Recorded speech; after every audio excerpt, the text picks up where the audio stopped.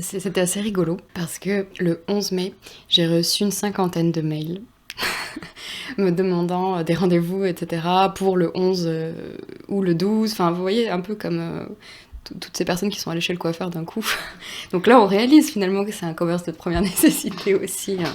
Donc oui, ça a été comme ça, une inflation de demandes auxquelles j'ai dû répondre de manière assez sélective parce que, évidemment, ça n'a aucun sens d'avoir été confinée pendant 2 mois pour recommencer une activité de manière aussi intensive. Et donc j'ai repris mon activité, mais disons de manière beaucoup plus, je sais pas, raisonnée dans le temps. Enfin, pas autant que je le voudrais ou même que je le pourrais en temps normal, quoi. Amar a 28 ans et elle est travailleuse du sexe, escort girl, depuis une dizaine d'années. Elle publie des annonces sur Internet et rencontre ses clients chez eux ou à l'hôtel. Mais c'est dans son petit appartement parisien qu'elle m'a raconté son tout premier rendez-vous post-confinement. C'était un homme, disons, d'âge... Enfin, j'allais dire d'âge moyen, en vérité, c'est l'âge moyen de mes clients, bon, la cinquantaine, quoi, disons. Un habitué ?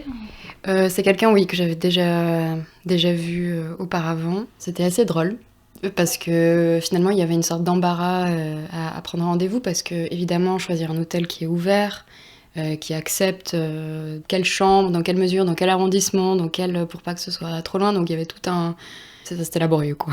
En gros, c'est très laborieux. Après, il y a eu cette problématique, cette fameuse problématique qui est encore là, même avec les clients que j'ai eu plus tard, du masque. Alors lui, il est venu avec un masque de fait puisqu'il prenait les transports. Donc, mais en fait, j'ai très vite réalisé que la situation allait être un peu ubuesque. Vous voyez, 2 personnes avec un masque qui font l'amour, je sais pas, ça m'a paru idiot et je préférais parier plutôt sur la bienveillance du moment, c'est-à-dire organiser la prestation avec une douche avant, une douche après. C'était très embarrassant parce que vous avez l'impression que vous savez plus toucher en fait. Les corps sont là, ils sont proches de fait, hein, puisque vous savez que vous allez devoir vous rapprocher, mais en même temps vous sentez une forme de gêne de part et d'autre, notamment au début, hein. Enfin, c'est assez normal. Puis donc le premier contact, il a été, je sais pas, étrange. Il était un peu là, planté au milieu de la pièce. Enfin, je me sentais l'obligation de l'initier, parce que lui, il l'aurait pas fait, je pense. En commençant par la douceur, en commençant par la caresse. D'abord la main, puis le bras, puis éventuellement la nuque. Qu'est-ce que vous vous disiez dans votre tête à ce moment-là, au moment de le toucher ? En fait, au début, j'avais cette peur un peu, parce que d'un coup, vous êtes dans un contexte où vous savez très bien qu'il est exceptionnel. Enfin, en fait, je me suis dit, c'est fou, parce que ce geste-là, peut-être que ça va avoir des conséquences plus tard, mais que, en fait, là, c'est trop tard, du coup, c'est déjà engagé, quoi. Et puis, vous arrivez au moment où vous allez engager une autre partie de votre corps, qui n'est pas forcément vos mains, mais plus votre visage, donc votre bouche. Là, c'est vrai que c'était plus problématique. On ne s'est pas embrassé.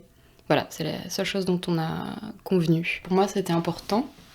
Et lui n'a pas cherché à transgresser cette règle d'une quelconque manière. C'est juste un peu embarrassant parce que forcément c'est un réflexe. Pour moi qui fais des girlfriend experience, c'est-à-dire vraiment je donne l'illusion d'être la petite amie, quoi, qu'on va embrasser avec French kiss et tout ça, tout le rituel qui va avec, quoi, si vous voulez. Donc, et là, il y a ce truc-là qui est un peu... je me dis, c'est comique. En fait, je pense de l'extérieur, c'est très drôle. Mais c'est un peu bloqué, quoi. Donc, vous allez vers, puis vous dites, ah non, c'est vrai. Et du coup, c'est vrai que c'était... Enfin, je me suis dit, bon, pas de salive en face à face, mais ailleurs, oui. Vous êtes en balancement entre les recommandations que vous faites à vous-même et puis le moment M qui est très différent en fait de toute l'objectivité que vous pouvez avoir au préalable, quoi. Plus vous touchez, en fait, plus vous oubliez. Enfin, vous vous concentrez sur quelqu'un. Tout est fait pour que lui ait son plaisir. Et vous, qu'on respecte le contrat que vous avez proposé dès le début, quoi. Pour le coup, j'ai été assez lucide dans le sens où je sais qu'on va pas pouvoir avoir de distance particulière. Concrètement, on est ultra proches. On est vraiment ultra proches. Donc, il y a eu des clients qui m'ont demandé ça si je me mets 1 mètre de vous et que, pardonnez-moi, mais je me masturbe, est-ce que c'est avec un masque ou on en profite en même temps pour négocier vos tarifs. puisque évidemment il n'y a pas de toucher. Je trouve ça glauque en fait. Il y avait aussi on se rejoint dans le rayon fromagerie, puis vous me montrez une cuisse, et puis vous êtes en porte jartel, etc. Comme ça on se touche pas, mais voilà, j'ai eu ça. Parce que c'est des propositions que je fais en temps normal, des jeux coquins dans les lieux publics, quoi. Donc pourquoi pas, mais sauf que là c'était vraiment exacerbé le truc. Et pour vous, un rendez-vous, on ne se touche pas, c'est pas possible? C'est très compliqué. Je vois pas mon métier comme un métier où il n'y a pas de contact. Ça, pour moi, ça n'a pas de sens. Ça n'a pas de sens, ça n'a aucun sens érotique, c'est un sens mécanique.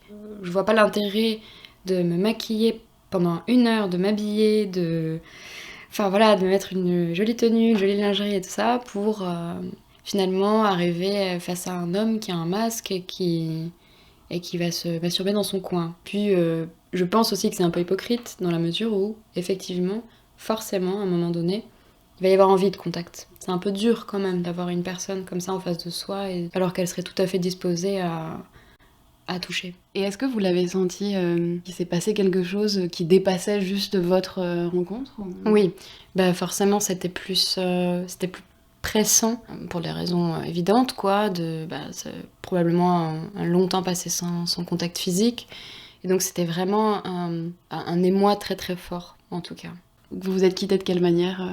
Pareil, très embarrassant, c'est-à-dire que vous vous êtes touché en sachant très bien que vous enfreigniez des règles élémentaires dans la limitation de propagation du virus. Du coup, on se touche pas, par exemple, on se tient pas la main, on reste à distance. Enfin, par exemple, après, on a bu un café et on était vraiment à 1 mètre de distance. Enfin, c'est ridicule. Et la suite, alors, les autres rendez-vous, comment ça s'est passé avec les autres hommes? Beaucoup moins bien.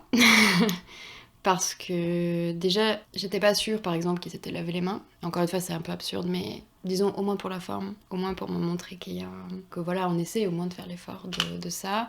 Un peu plus récalcitrant à prendre la douche, à essayer d'embrasser quand même, à essayer de demander des fellations non protégées alors qu'on s'était mis d'accord que non. Donc imaginez imposer la douche et tout le reste, quoi.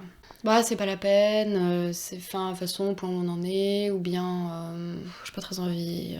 Et moi je disais oui, je suis sûre parce que déjà moi ça me rassure, et puis c'est les règles que j'ai fixées dès le début, quoi. Donc la moindre des choses c'est de dire ok.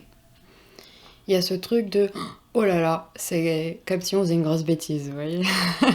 On enfreint les règles de distanciation sociale, de machin, de trucs. Mais donc oui, il y a ce truc. Alors selon les clients, ça peut se transformer en truc un peu exaltant, un peu fun.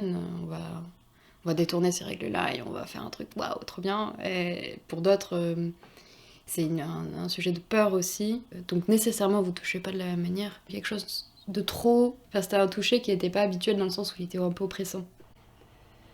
Il y en a d'autres qui, effectivement, vont essayer de moins toucher possible, du coup ça donne des postures un peu étranges.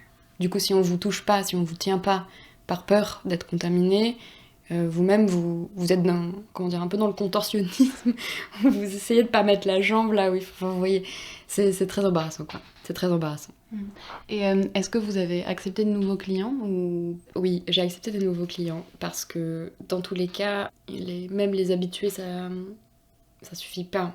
Pour reprendre un rythme de vie, disons, un peu normal. J'ai pris un nouveau client et je vais en avoir un autre bientôt, mais avec toujours je sais pas comment ça va se passer, disons cette peur un peu. Voilà, oui, je pense que j'ai un peu peur, mais c'est tout à fait logique et compréhensible. Parce que là, vous vous engagez dans un inconnu encore plus grand, quoi.